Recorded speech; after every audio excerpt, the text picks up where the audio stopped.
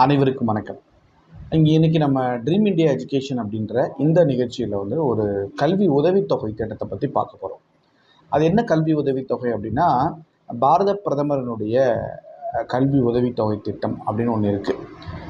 இது பார்த்திங்கன்னா யாருக்கெல்லாம் பயன்படும் அப்படின்னா, நம்ம +2 முடிச்சுட்டு கல்லூரிக்கு போகக்கூடிய மாணவர்களுக்கான ஒரு கல்வி உதவித்தொகை திட்டம் தான் இந்த பாரத பிரதமருடைய